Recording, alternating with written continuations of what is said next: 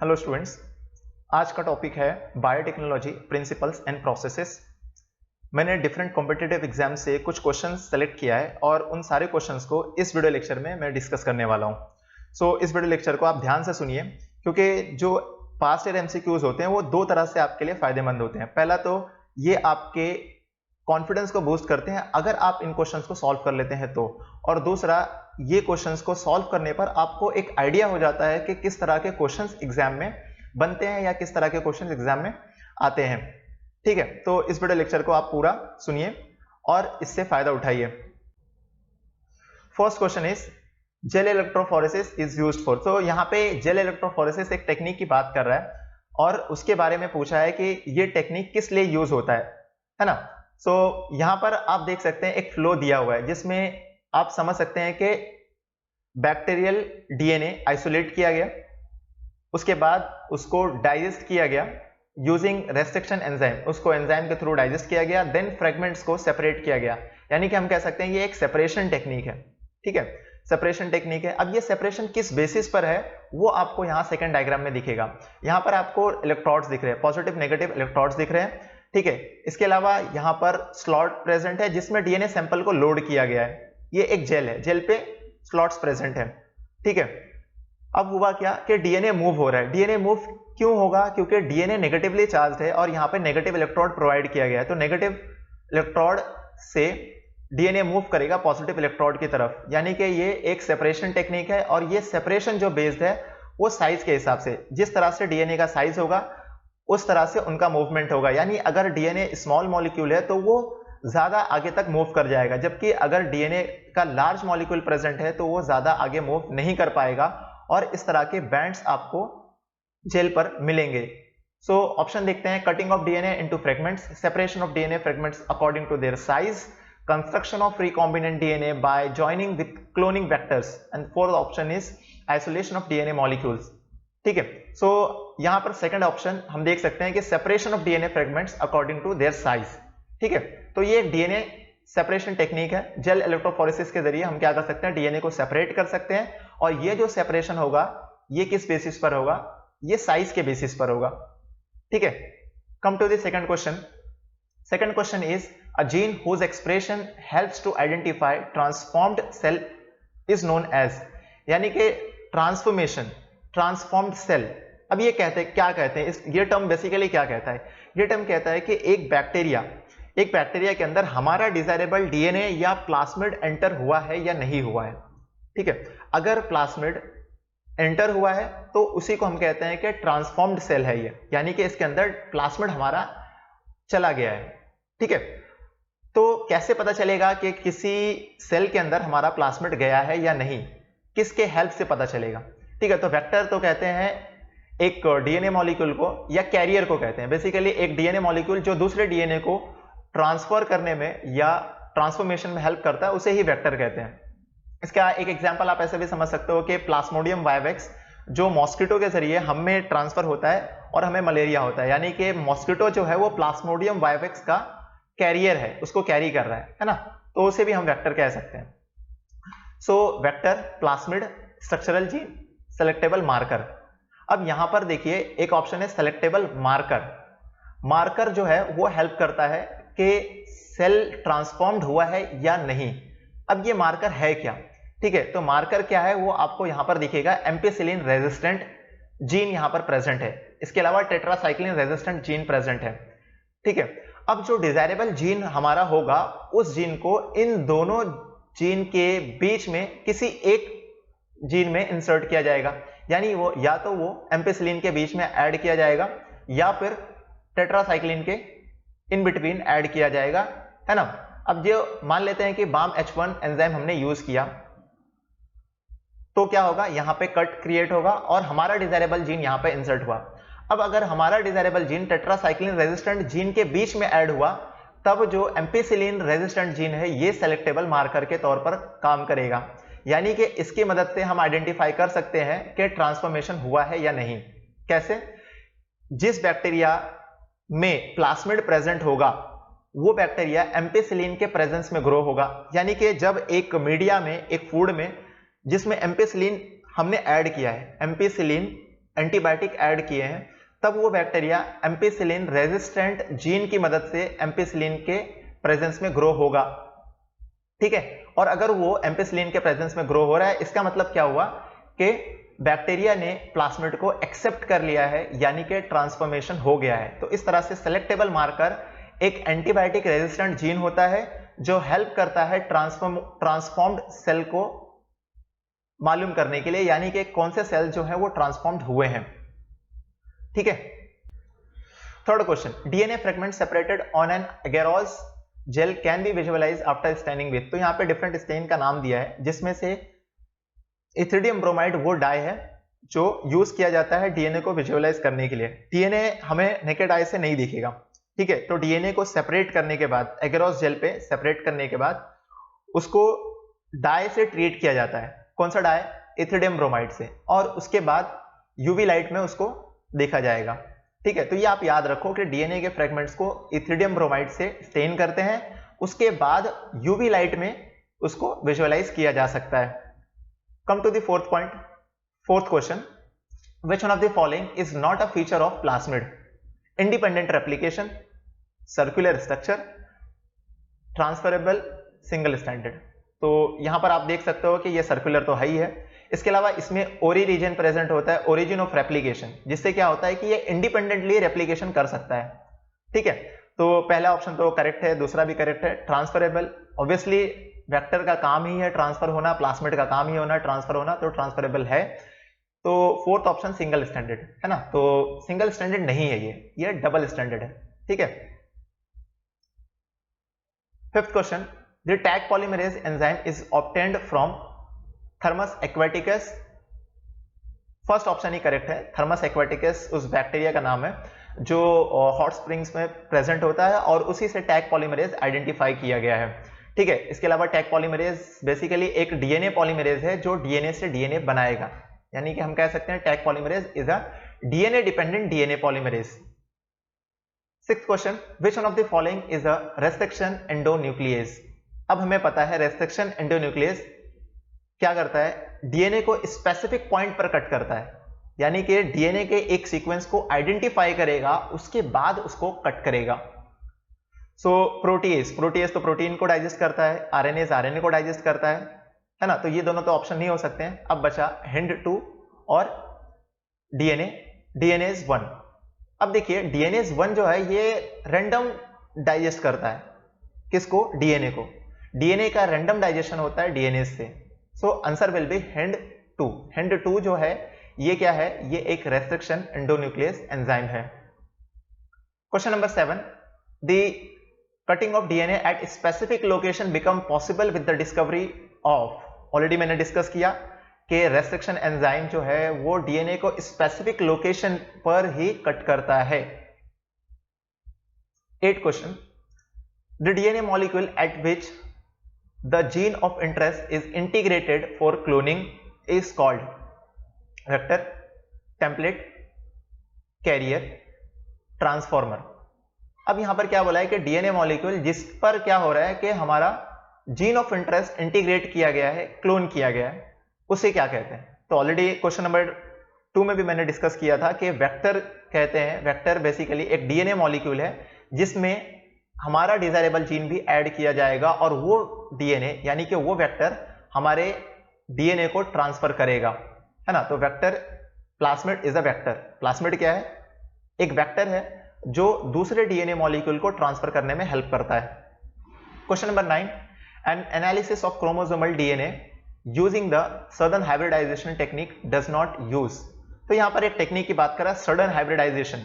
तो मैं आपको बता दूं कि सडन हाइब्रिडाइजेशन कहते हैं एक डीएनए सैंपल में एक स्पेसिफिक डीएनए सीक्वेंस के आइडेंटिफिकेशन को, उस टेक्निक को कहते हैं सडन हाइब्रिडाइजेशन। इसके अलावा एक नॉर्दर्न हाइब्रिडाइजेशन होता है, जिसमें आरएनए, स्पेसिफिक आरएनए सीक्वेंस को आइडेंटिफाई किया जाता है। इसी तरह से वेस्टर्न हाइब्रिडाइजेशन भी एक टेक्नोलॉजी है, या वेस्टर्न ब्लॉटिंग जिसे हम कहते हैं, वो भी एक टेक्नोलॉजी है जिसमें स्पेसिफिक प्रोटीन सेगमेंट को आइडेंटिफाई किया जाता है। तो इस तरह से आप याद रखो, Southern hybridisation, northern hybridisation and western hybridisation.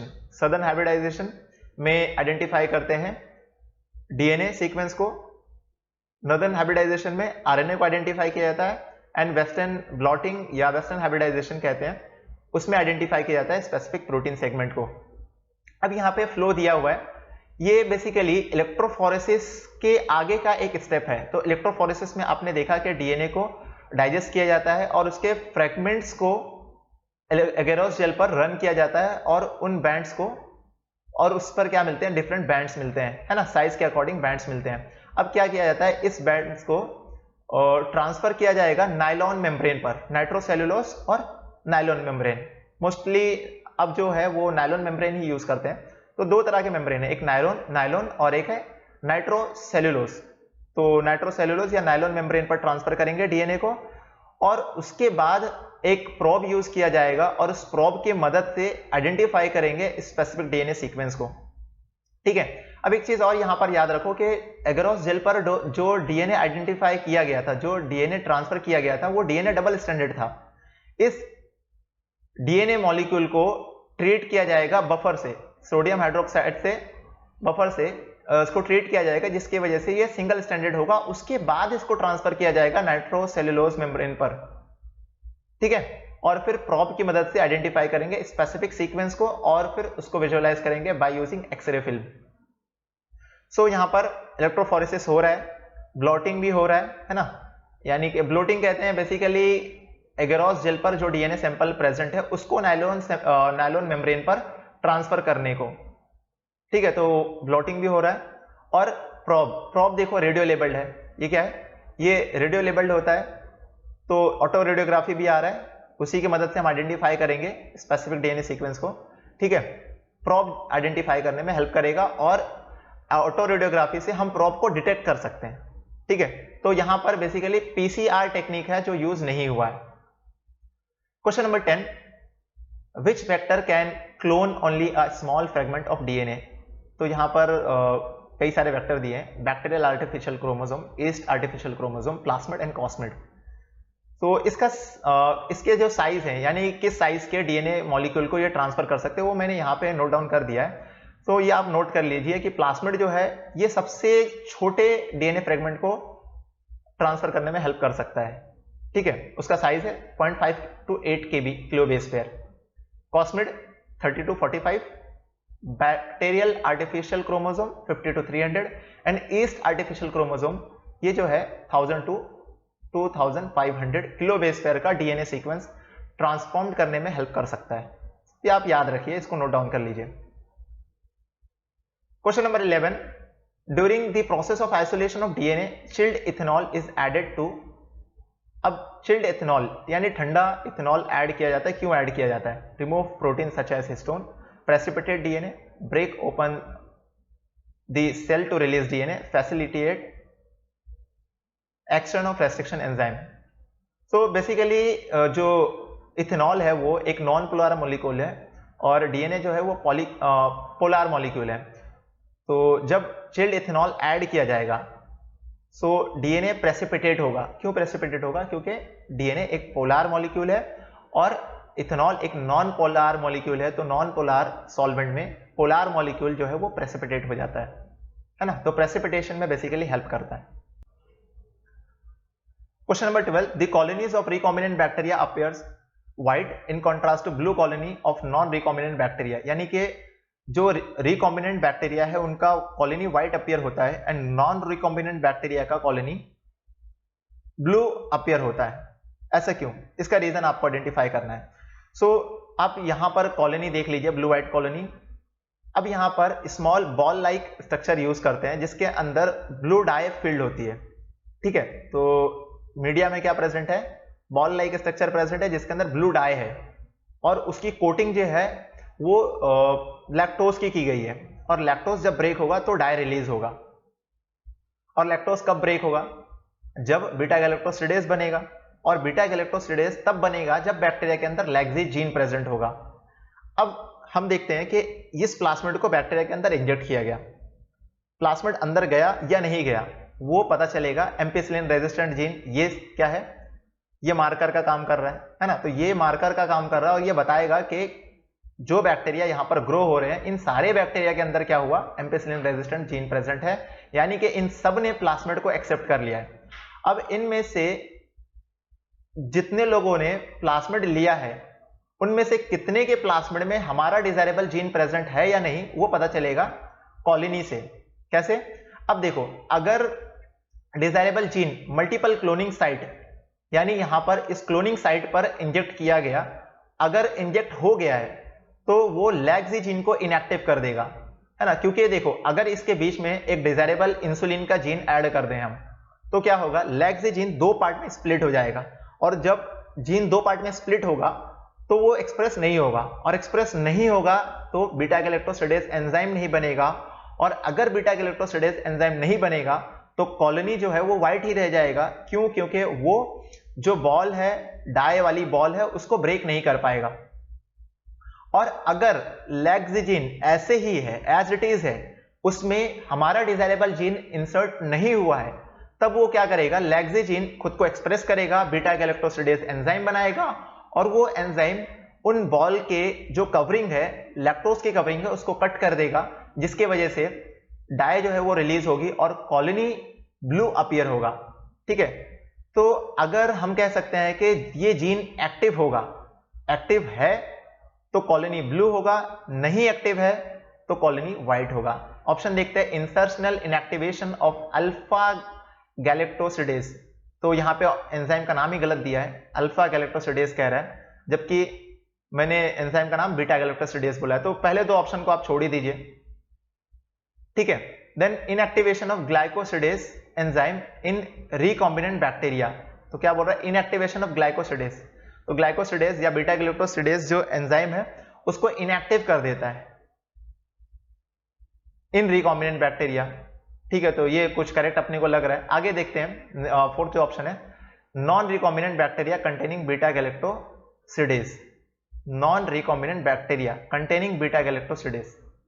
ठीक है, तो नॉन रिकॉम्बिनेंट जो रहेगा, यानी जिसके अंदर हमारा डिजायरेबल जीन इंसर्ट नहीं हुआ है, तो उसमें क्या होगा कि बीटा गैलेक्टोसिडेज एंजाइम होगा और वो कॉलोनी जो है वो ब्लू अपीयर होगा क्योंकि डाई रिलीज होगा। Question number 13, jeans of interest can be selected from a genomic library by using restriction enzyme, cloning vector, DNA probe, gene targets. तो ऑलरेडी मैंने सदर्न हाइब्रिडाइजेशन टेक्निक में आपसे डिस्कस किया कि DNA probe की मदद से एक स्पेसिफिक डीएनए सीक्वेंस को हम आइडेंटिफाई कर सकते हैं। ठीक है, so answer will B DNA probes. Question number 14, in E coli vector PBR322, है ना, PBR प्लास्मिड बॉलीवार रोड्रिगस जो साइंटिस्ट का नाम था जिन्होंने इसको डेवलप किया था। विच one of the following option correctly identify it's certain component. तो कंपोनेंट के बारे में कुछ इंफॉर्मेशन दिया है और आपको चेक करना है ये करेक्ट है या नहीं। Origin of original restriction enzyme, no, we have already discuss. Ori means origin of replication, तो पहले ही गलत दिया है ना। ROP देख लो, reduce osmotic pressure, Hind 3 Eco R1 selectable marker, ampicillin resistant gene, tetracycline resistant gene, ये क्या है, एंटीबायोटिक रेजिस्टेंट जीन। तो ये सही है।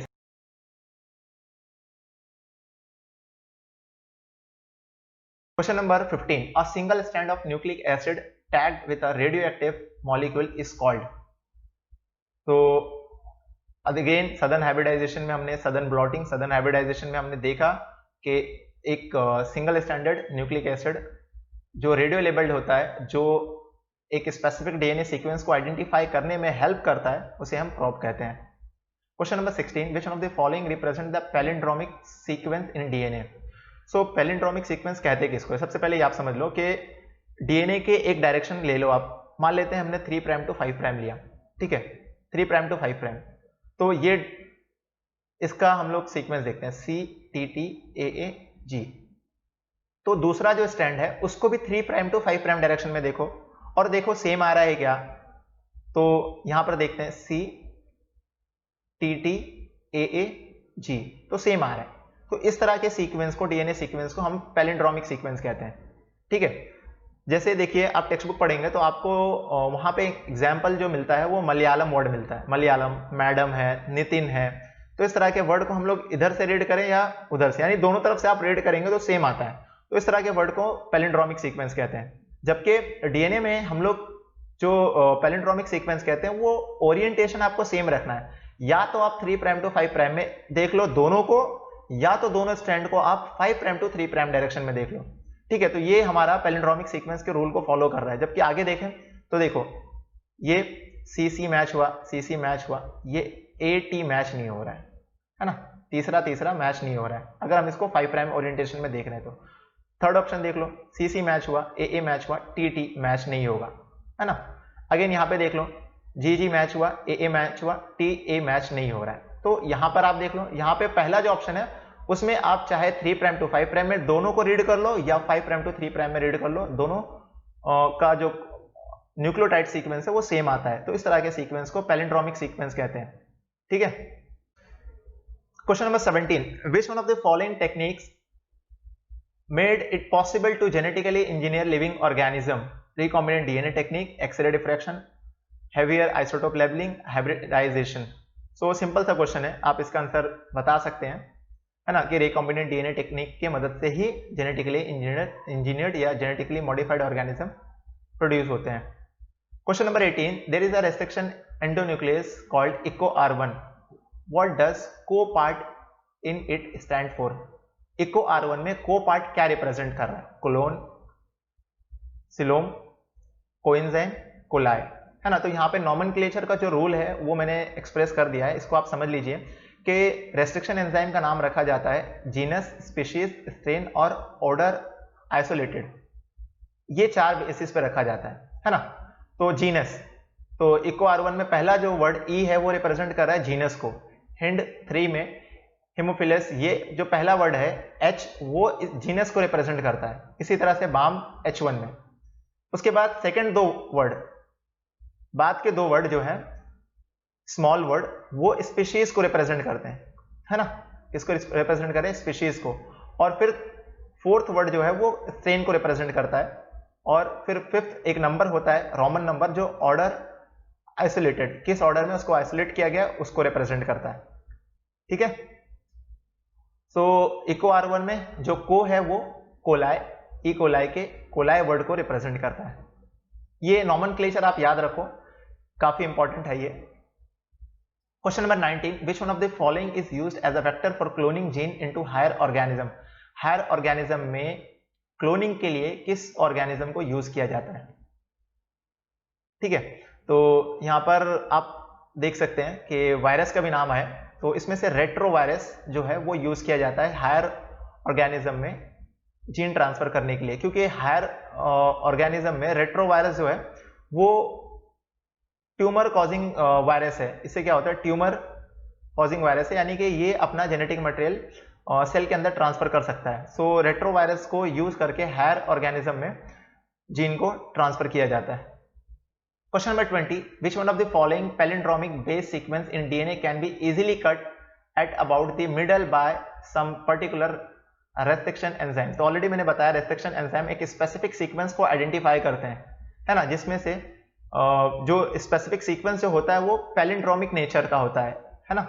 तो पैलिंड्रोमिक नेचर को आइडेंटिफाई करेगा और उसको कट करेगा। तो यहाँ पे क्या बोला कि रेस्ट्रिक्शन एंजाइम है, तो ऑब्वियसली वो क्या करेगा, एक पर्टिकुलर सीक्वेंस को आइडेंटिफाई करेगा और वो सीक्वेंस जो है वो पैलिंड्रोमिक नेचर होगा। तो आप यहाँ पर चारों ऑप्शन में देख लीजिए कि पैलिंड्रोम सीक्वेंस कौन सा है, वही सीक्वेंस को रेस्ट्रिक्शन एंजाइम कट करेगा, ठीक है। तो ये आप सॉल्व करिए और आप आंसर खुद दीजिए। क्वेश्चन नंबर 21, डीएनए और RNA segment tagged with the radioactive molecule is called? ये क्वेश्चन ऑलरेडी हमने डिस्कस किया कि डीएनए रेडियो लेबल्ड होता है जिसे हम प्रोब कहते हैं, है ना। तो इसके अलावा आरएनए भी रेडियो लेबल्ड होता है जिसे हम क्या कहते हैं, प्रोब ही कहते हैं। Question number 22, restriction endonuclease enzyme which option क्या है, make cut at a specific position within the DNA molecule, recognize at specific nucleotide sequence for binding of DNA ligase. Third option है restrict the action of enzyme DNA polymerase, remove nucleotides from end of the DNA molecule. तो पहला option ही correct है कि एक specific sequence को identify करेगा और उसको उसी सीक्वेंस पर कट प्रोड्यूस करेगा। Question number 23, stirred tank bioreactors have been designed for? तो आप यहाँ पे देख सकते हो स्टरर प्रोवाइड किया गया है बायो रिएक्टर में। ये स्टरर मूव करेगा, मूव होने से क्या होगा कि जो एरेशन है, जो एयर इनकॉर्पोरेट किया जा रहा है, जो ऑक्सीजन इनकॉर्पोरेट किया जा रहा है, वो अच्छे से मिक्स हो पाएगा, है ना। यानी कि जो ऑक्सीजन की अवेलेबिलिटी है वो प्रॉपर तरीके से हो सकती है। तो यहाँ पर आपको ऑप्शन रीड करना है और बताना है कि कौन सा ऑप्शन करेक्ट है ना। So answer will B availability of oxygen through out the process. Question number 24, polyethylene glycol method is used for. Polyethylene glycol ये जो मेथड है ये किस लिए यूज किया जाता है ना। तो यहाँ पर एक डायग्राम भी है और कुछ इंफॉर्मेशन प्रोवाइड किया गया है जो आप रीड कर लीजिए वीडियो को पॉज करके, तो आपको पता चलेगा कि पॉलीइथिलीन ग्लाइकोल जो है वो एक जीन ट्रांसफर टेक्निक है जिसमें वेक्टर की जरूरत नहीं पड़ेगी, ठीक है। तो पॉलीइथिलीन ग्लाइकोल बेसिकली एक जीन ट्रांसफर टेक्निक है जिसमें वेक्टर की कोई जरूरत नहीं है। Question number 25, which one of the following is commonly used in transfer of foreign DNA into crop plant. तो क्रॉप प्लांट में डीएनए को ट्रांसफर करने के लिए किसका यूज किया जाता है।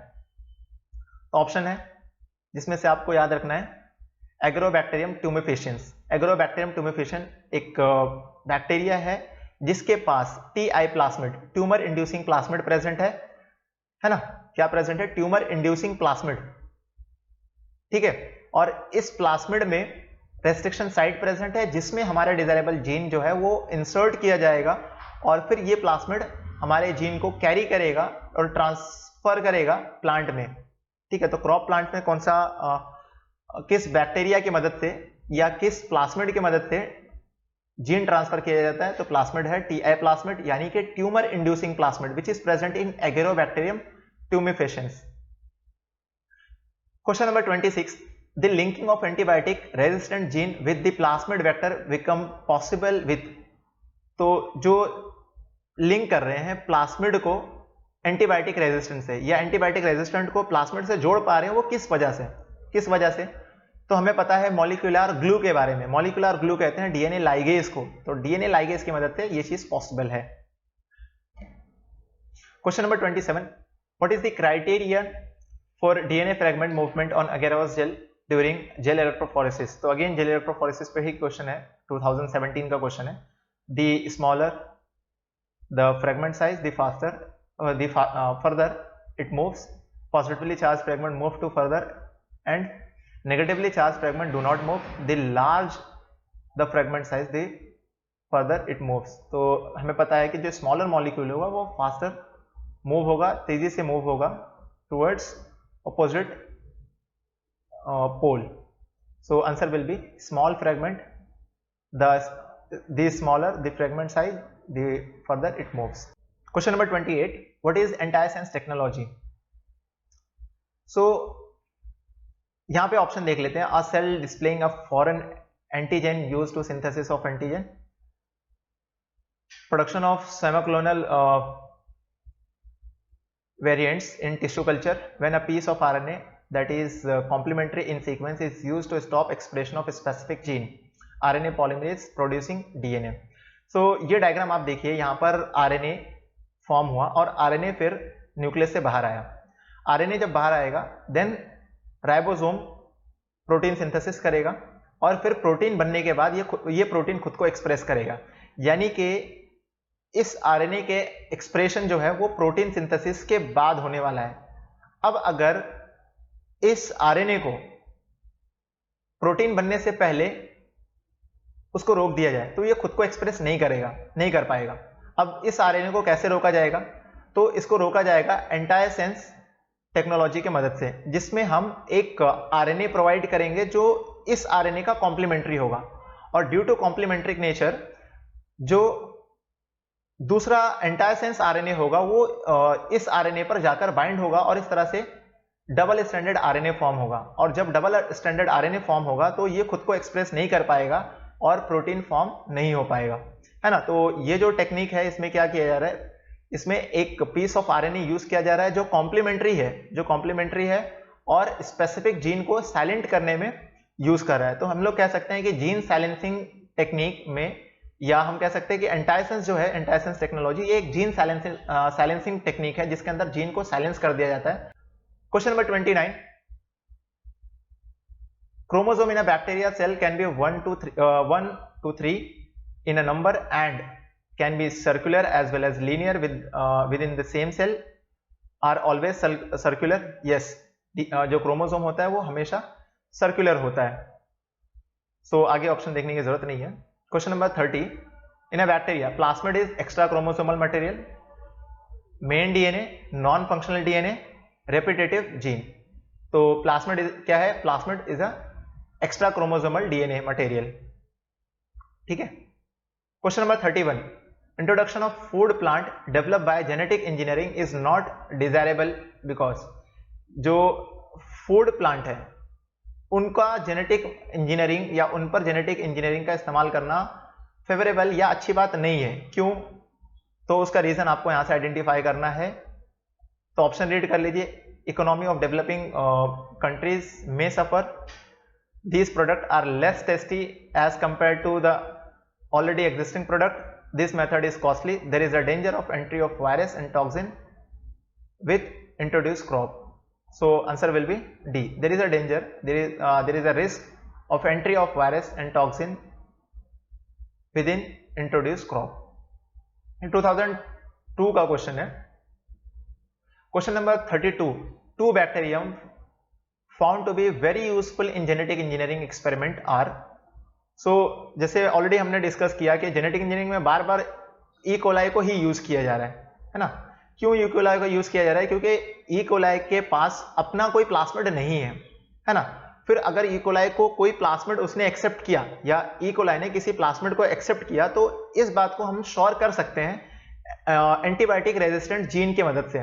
क्योंकि ई कोलाई जो है वो किसी भी एंटीबायोटिक में किल हो जाएगा, लेकिन अगर उसने प्लास्मिड एक्सेप्ट किया है तब वो एक पर्टिकुलर एंटीबायोटिक के प्रेजेंस में किल नहीं होगा. इसके अलावा एग्रोबैक्टीरियम ट्यूमिफिकेशन के बारे में हमने पढ़ा कि उसमें उस बैक्टीरिया में TI plasmid, tumour inducing plasmid present है, जो वेक्टर के तौर पर काम करता है और जीन को ट्रांसफर करने में हेल्प करता है. तो पहले ही ऑप्शन जो है ई कोलाई या और एग्रोबैक्टीरियम, ये दोनों जो है वो जेनेटिक इंजीनियरिंग में सबसे ज्यादा यूजफुल है. Question number 33. The plasmid present in bacteria cell are circular double helical DNA molecule, circular double helical RNA molecule, linear double helical DNA molecule, linear double helical RNA molecule.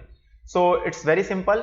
Already हमने पहले भी discuss किया है कि plasmid जो है वो circular होता है और उसमें double helical DNA molecule present है. Question number 34. The process of separation and purification of expressed protein before marketing is called downstream processing, bioprocessing, post production processing, upstream processing. so basically आप सबसे पहले ये समझ लीजिए कि डाउनस्ट्रीम अपस्ट्रीम प्रोसेसिंग कहते हैं किसको है. अब देखिए, एक आप प्रोसेस कर रहे, कोई बायो प्रोसेस है, यानी किसी चीज को हमें प्रोड्यूस करना है. फॉर एग्जांपल इंसुलिन प्रोड्यूस करना है. तो इंसुलिन प्रोडक्शन का जो प्रोसेस है उससे पहले कुछ चीजें हमें करना होगा और उसके बाद कुछ चीजें करना होगा. पहले में क्या आता है? पहले में हमें जीन वगैरह पे स्टडी करना है, जीन कैसे प्रोड्यूस करेगा, जीन को इंसर्ट करना है. ये सारी चीजें अपस्ट्रीम प्रोसेसिंग कहलाती हैं. यानी कि जो चीजें, जो मेन प्रोसेस है, जो इंसुलिन प्रोडक्शन है, उससे पहले जो चीजें हो रही है वो क्या है? वो अपस्ट्रीम प्रोसेसिंग हो गया और ये आपका प्रोसेस हो गया. अब इसके बाद इंसुलिन बन गया, उसके बाद क्या करना है? प्यूरिफिकेशन करना है, पैकेजिंग करना है, मार्केटिंग करना है, सेल करना है.